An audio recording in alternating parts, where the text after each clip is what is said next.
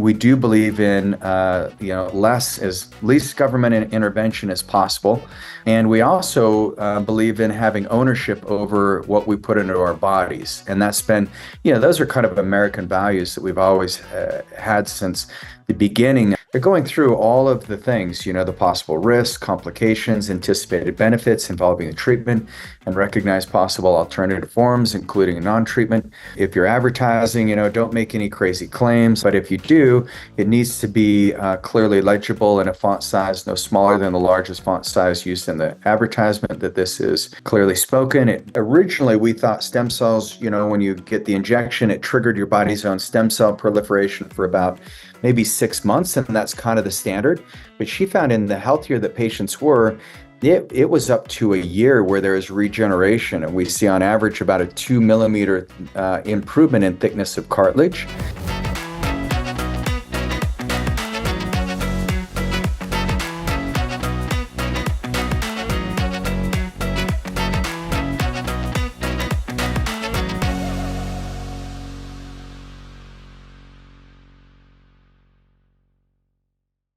Welcome, everybody, to the Health Accelerator Challenges. This is your host, Cade Archibald, and really excited. We got some awesome topics we're going to be covering today. And along with me, we got Regan Archibald. Regan, how's it going? Good. Yeah, really fun day here, and I'm excited for us to dive in today because I don't know if you guys follow the news. I know I don't. Unless it's something like really groundbreaking. Usually mom will text me like, how do you not watch the news? How do you want? And I'm like, why? The world's been better. Like Dan Sullivan, the world's been better since I stopped watching the news. It's like everything's better. So, but we had a new bill that was passed, Senate Bill 199 in Utah, that has now, starting May 1st, it legalizes non-FDA approved stem cell therapy. So it's one of the biggest breakthroughs in medicine. Utah is one of the first states to be progressive about this and say, hey, these therapies are life-changing, and we want to make sure that as long as doctors are letting patients know that, hey, talk to your physician about this, there's got to be consent for care. These are not FDA approved treatments, which we've talked about for years. But yeah, for nearly 14 years, we've been working on this, and now it's actually, Utah is one of the first states. And so I think it'll be a precedent that will be set throughout the United States. But the Senate bill did pass February 29th, and I'm really excited about it. Yeah, it is incredible. Just incredible news on the stem cell front and stem cell community. And yeah, really, really exciting. Yeah. And so we'll kind of dive into that a little bit today. I want to talk about some of the reasons why it's such a big deal. And then I want to hear from each one of you. So many of you have had these therapies, and the House Bill 199, as we go through it, we'll kind of talk about the nuances and what it means, but it specifically pertains to peptides, placental or perinatal stem cells. So that's it's what many of you have had. And so I want to hear what your experiences have been with it as we talk about this. Just take a minute to thank everybody who was there pushing that new approval through. It's really exciting because I think for so long, especially if you think about what we endured during 2020 and the rollout of the new vaccine and kind of this lack of scientific data, but almost like an enforcement of getting a vaccine. I think the thing that happened after COVID is a lot of us we realized like there's so many injuries that have happened from the vaccine itself that we said, hey, we want to be able to choose what we put into our body.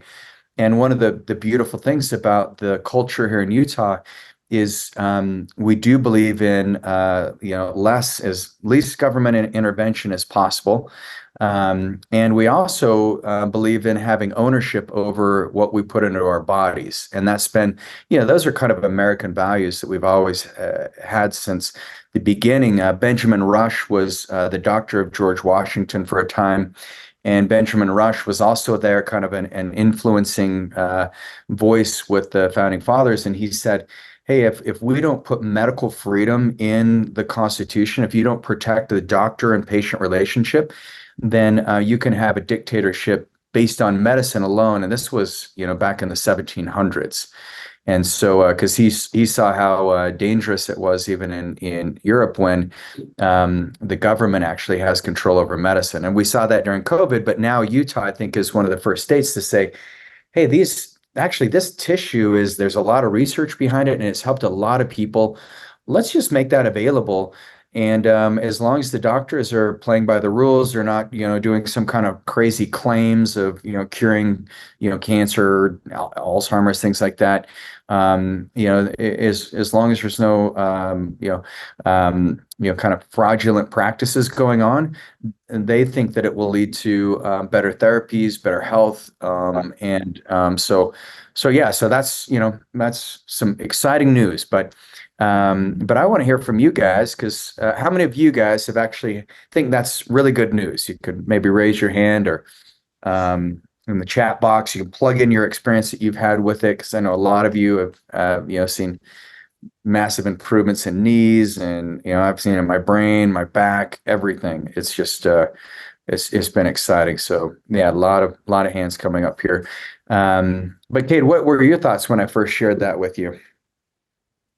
It was it just like a lot of excitement and optimism for like the future, because I think historically medical boards have kind of been silent on the whole regenerative medicine and some of those tissue allografts, and so just to see them say no, this is something we're going to back and we want to make sure this is something that's available is really exciting. I think just really really stoked.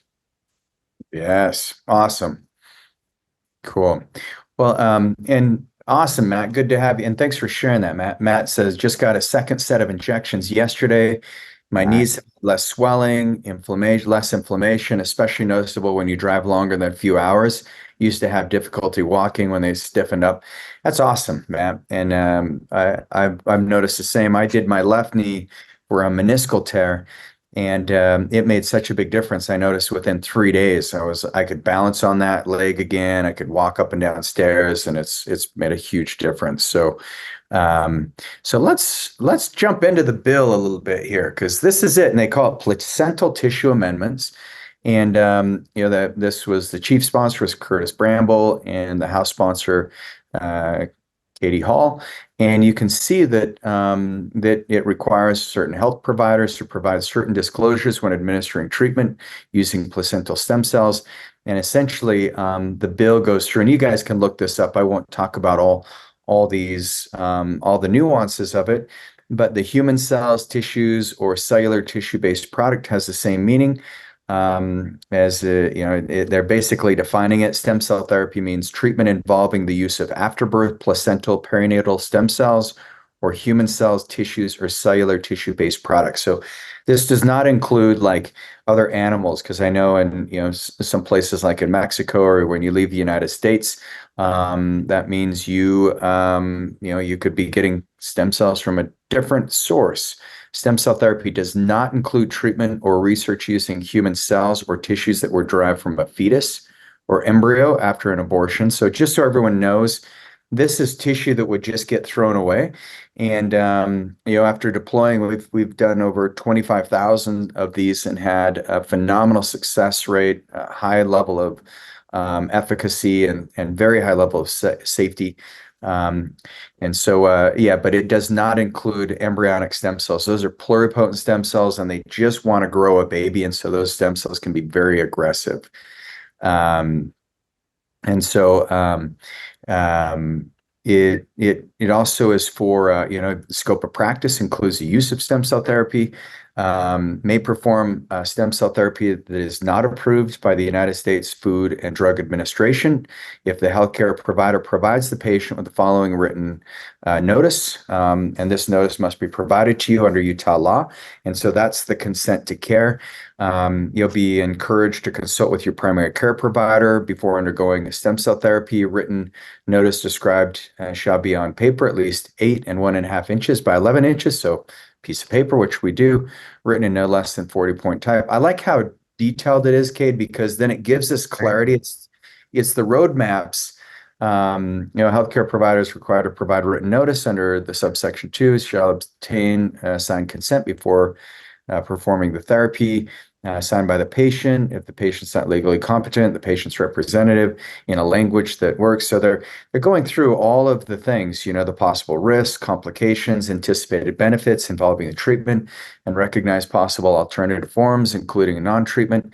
And so if you're advertising, don't make any crazy claims, like I mentioned before. But if you do, it needs to be clearly legible in a font size no smaller than the largest font size used in the advertisement. That this is, it's clearly spoken. And I'm assuming there's no claims there. The healthcare provider who has obtained approval for investigational new drug, they need to list that out as well. So, if you have clinical trials, and then they talk about how to market it if you do have clinical trials. So kind of some interesting things there, but I know we've had some questions come through.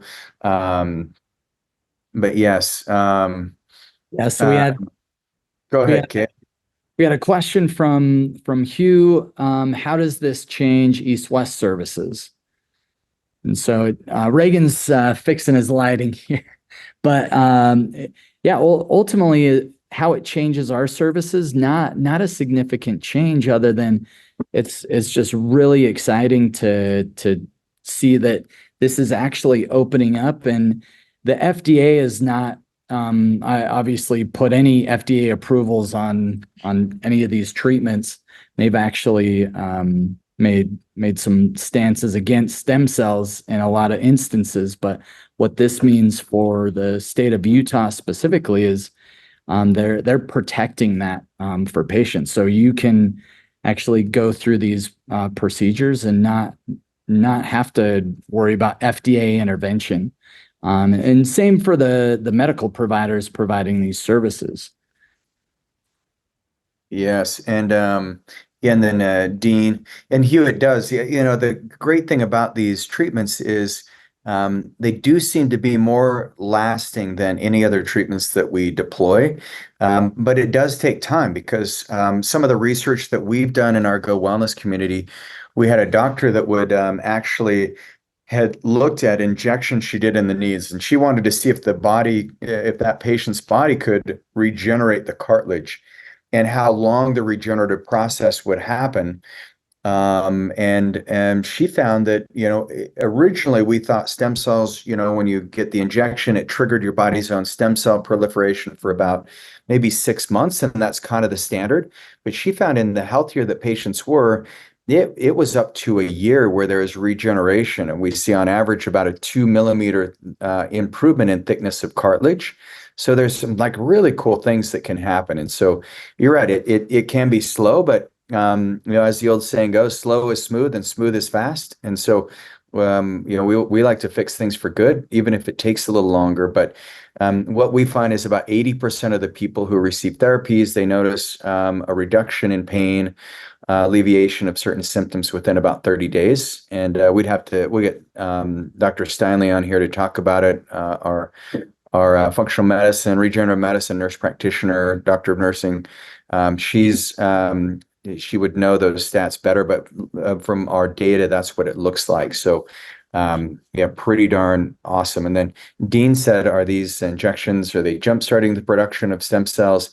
Answer, okay, but yes, Dean, so you're on to it because really with stem cell therapy, when you're considering perinatal stem cells, a lot of us, we think, well, those stem cells are going in and they're just going to be like forming into a specific tissue matrix and they're going to become engrafted into your body. But actually, what we've learned is these are our mesenchymal stem cells are also considered medicinal signaling cells. And so they're actually triggering your body's own production of stem cells because you have all these quiescent stem cells in your body. And when you put these young stem cells in there, they wake up all those old stem cells, and then you start getting your body's own production of those cells. There's specific cytokines, there's growth factors.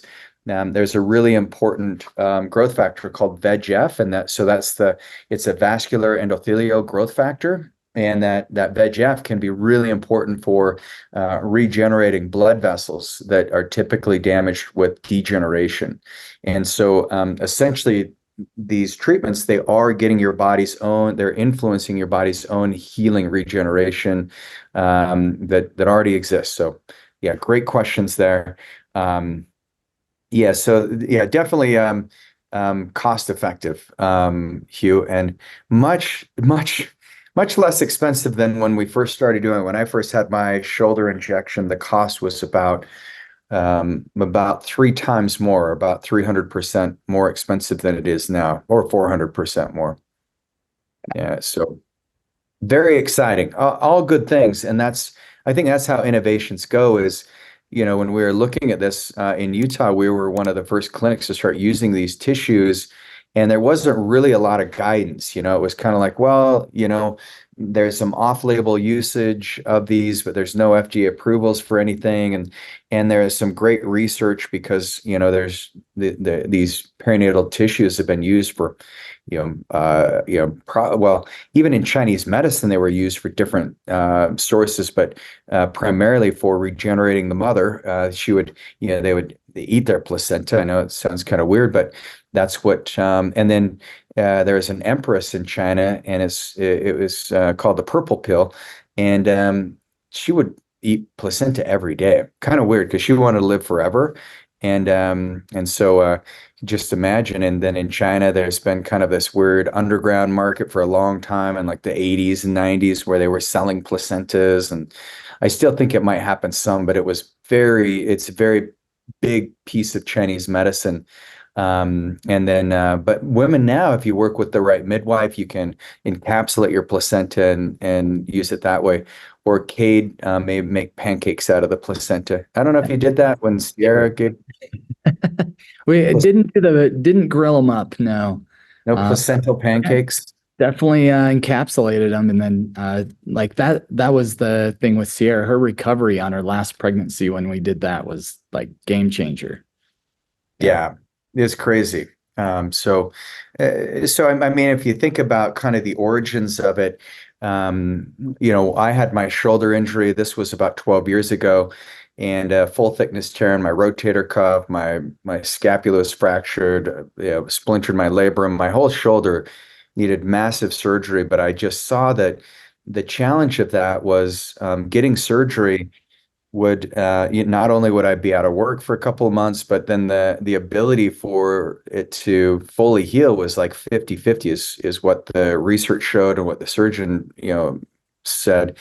And so I was like, I don't want to take that risk. I don't want the time off. So, ended up like looking around in Utah, and I'm like, no one's doing stem cell therapy.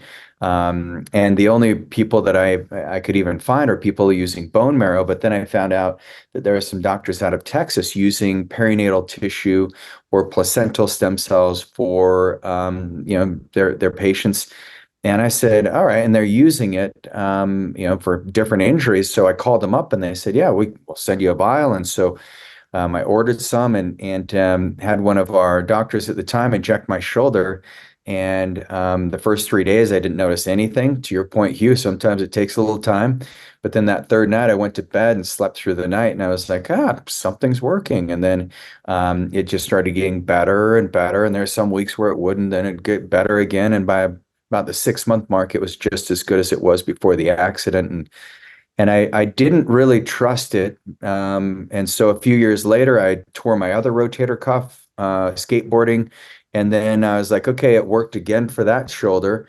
And then I did it Then I tore both rotator cuffs skiing, and it worked that time too. So I've had four rotator cuff tears that that it's helped with. So yeah, pretty amazing. Um, Good. Looks like we have another question from Gary. Good to have you on. I had exosome and stem cell injection in my penis years ago. Have there been any advances lately in the P shot? So, just so those of you know that if you are in, the regenerative medicine space, sexual wellness, then there's definitely some benefits that we've seen in the P shot. And there has been a quite a bit of advancement as far as the post care that we found, Gary, for some of the for like the P shot injection.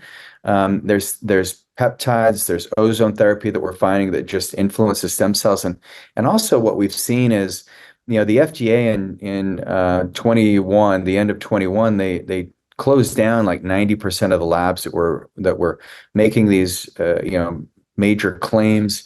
And a lot of the labs, when we tested their stem cell product, we found that there just wasn't the quantity of live stem cells. And in some cases, it was just proteins. I'd go with Elliot Spencer Cade, and we had the flow cytometry, and I would test these, and we'd find that there just wasn't, you're not getting what you thought you were. And so I don't know, Gary, if I don't know what product you're using, but we do know that the advancements, from the treatments that I got in my shoulder from the perinatal tissue, we were happy to have about 1 million cells that would survive post-thaw. The attrition rate was like 90%.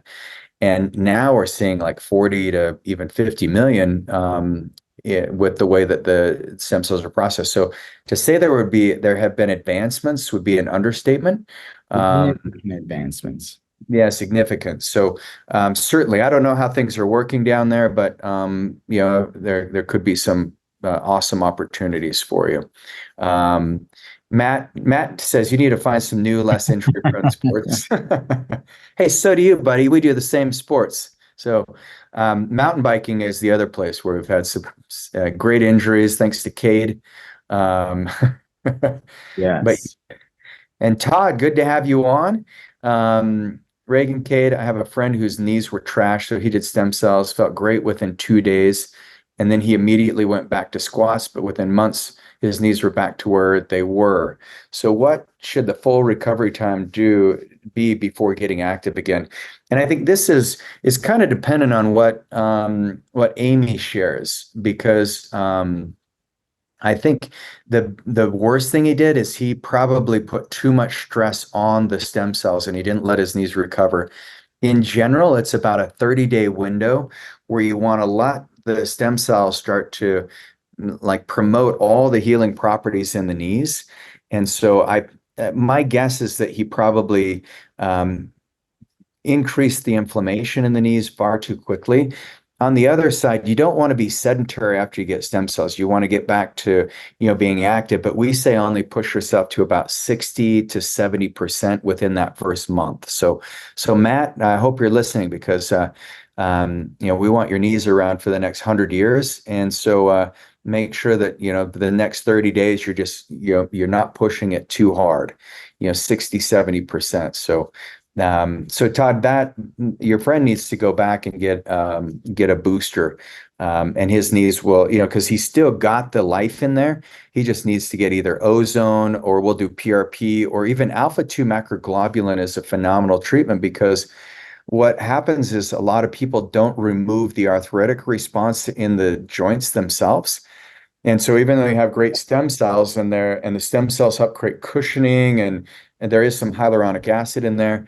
But the other thing is, you're going to also see that if you don't get rid of the proteases that are driving that response, and that's where alpha-2 macroglobulin is a way where we take these globulins and these proteins out of your blood, and then we inject it into the joint. It turns off that arthritic response. And so that could be the other reason. Have him give us a call. We'd be more than happy to help. So so if he's going back for more, that's great. Just have him do alpha-2 macroglobulin if he has arthritis. I don't know his medical history, so awesome. Yeah, so there's so many cool benefits. We did the brain rejuvenation retreat with Ben Greenfield a couple weeks ago. That was massively successful. I think the biggest thing we heard from that is just a nasal mist, but biggest thing we're hearing is that people can see better and they're noticing that they have more mental clarity, less brain fog, and we've even had people say that they feel smarter, and so that's definitely. That's huge. We can't guarantee any IQ improvements, but the research is pretty interesting. Just using a nasal application, there's so many great aspects to this. The other interesting thing, the other big thing that we've been doing that we've talked about here a little bit is using some of the cord blood plasma. And the cord blood plasma is just, you do 10 injections, typically daily. You could space it out as much as a week. But what that does is it cleans out the blood plasma. And Cade, maybe you could describe a little bit about your understanding of it, because I know you had an opportunity to talk about that today. And so, but yeah, Yeah. tell us that. Yeah, and I think one of the procedures that is kind of big in the age reversal medicine area is the plasmapheresis. So that's where it's a pretty long and fair, it's a little bit painful as well, but it's about a 4 hour procedure. They're taking out your blood and then stripping out the plasma and replacing it with new plasma. And so that's a great treatment for age reversal. Been some great studies on Alzheimer's with that as well. And seeing great things, but it's a huge investment. Cost on that's anywhere from 50 to 100K just for plasmapheresis, a one-time treatment. And so there's some new studies out on just subcutaneous injections of umbilical cord plasma that we're seeing some similar effects. And so when you look at it's a lot more cost effective as well as less painful. The time there's virtually no time. It's similar to taking your peptides in the morning. You draw a little syringe and you do a sub-Q injection there. It's nice and simple as far as that goes. And yeah, seeing some age reversal markers improve, inflammatory markers improve. You're just creating new plasma in your bloodstream. So it just a really incredible treatment. Yeah, and I think especially for people who have, where the immune system is just where either the peptides don't quite land right or the immune system seems a little beat up. One of the things that this therapy does is it helps remove out the debris or it removes the interferences. So it's the best way to detox the lymphatic system, and it's not talked about a lot. But we're seeing just like these kind of people who haven't responded exactly the way we'd want them to. We get that cord plasma, and now we're starting to see things just like the needle moves just a little bit better. So super excited about that. And this is the nice thing, because there's even exosomes that come from the placental tissue. So if you think about how dynamic this is. It's the same material that allowed us to form in our mother's womb. And if you just go back in time and you say, man, what's the most natural agents we can use? Because I've always looked at like, what are the things that have the highest level of efficacy and the highest safety profile, but they're going to get people healthy in the least amount of time possible. And that's one of the reasons I've been obsessed with peptides, because we've seen so many great things by turning on those peptide pathways. But the other thing I found is, and probably even more so, is that these perinatal tissue allografts, or these stem cells that come from the umbilical cord, the placental tissue, they're so multifaceted. And so, some of the things we talked about today are the growth factors, the cytokines. We talked about the stem cells. We talked about the exosomes. We talked about the fact they have these peptide structures. There's 261 naturally occurring peptides. We talked about even the cord blood. One of the treatments that you can use cord blood for that's well documented is for people who have leukemia or kids specifically. And so now we're saying that, man, this cord blood plasma, if you take it through a centrifuge and just isolate the plasma, we're seeing massive changes in the body's ability to become younger, just by reducing those inflammatory cytokines, by clearing out the old blood. So this is how you can get some young blood.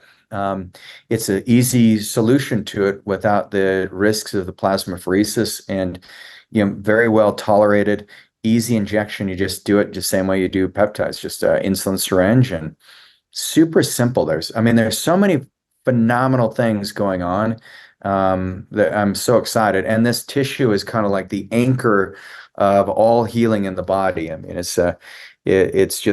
so dynamic. And now we're just going to learn more and more about it, and we'll have clinical, opportunities to share with each other about the results that we're getting. So how cool. Very cool. Regan, what would you say is like the most exciting study or most recent thing? I know we've talked a lot about the cord plasma.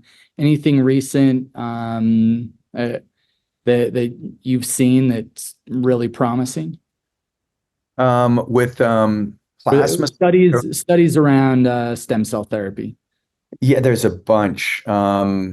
One study that I was just reading about, this was 30 patients who had either grade 2 or grade 3 or stage 2 or stage 3 osteoarthritis in their knees, and they received an intra-articular injection of either 5 million or 10 million mesenchymal stem cells. So pretty, like, not a high dose.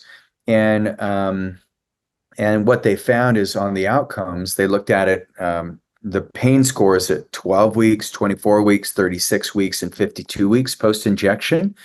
And they found that there is significant reduction observed at all time points compared to baseline. So remember, 52 weeks is a year later. That's phenomenal. Yeah. But they did find that they had a greater effect with the 10 million cell dose.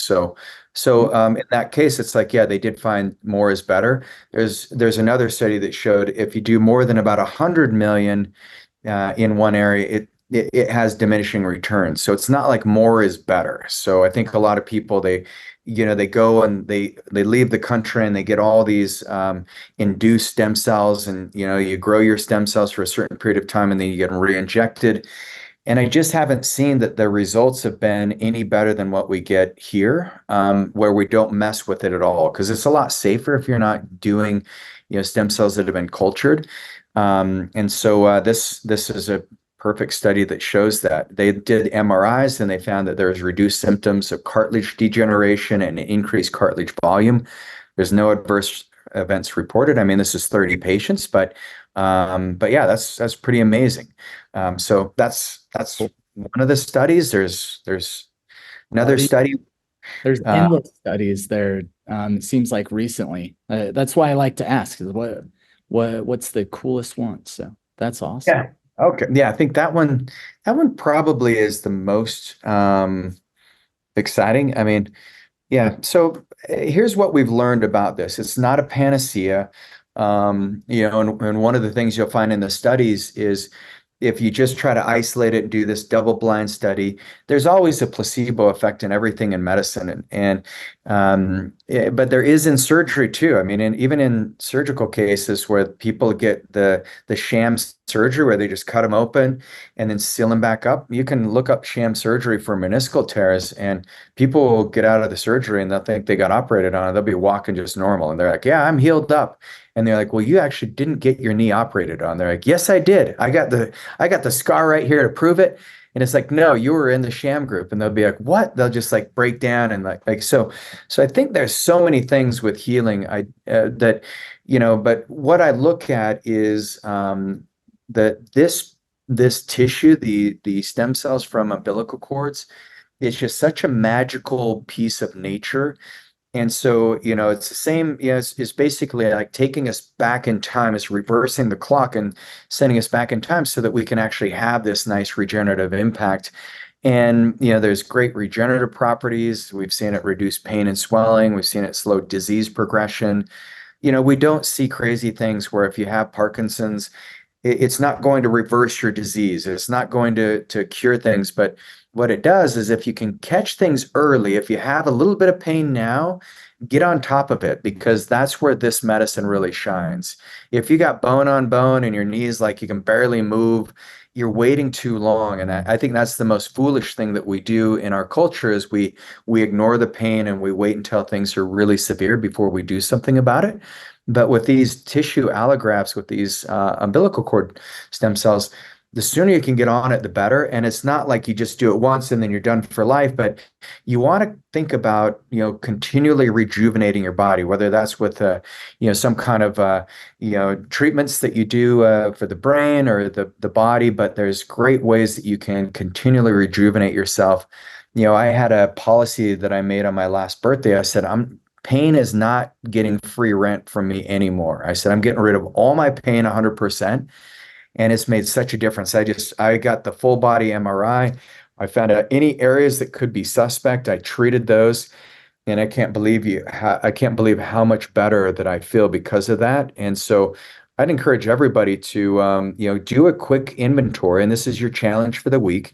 Just do a quick inventory and say, man, if there's some area that could be improved, what would that be? And then just start slowly working on those things. And then, if you need some help, we're here. We reach out. We'd love to help you out. Love that. Awesome. Well, thank you so much, Regan. Amazing content as always, and really, really exciting stuff happening in the world of stem cell therapy, research, advancement, so many cool things. So thank you for all you do. Awesome. You got it. Thanks everybody for being part of the community here at East West. Really appreciate you guys.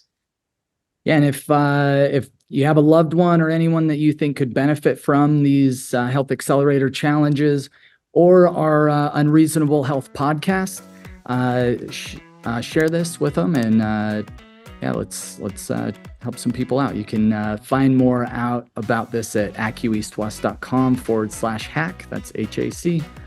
Thanks, everybody. Have a great day. Guys.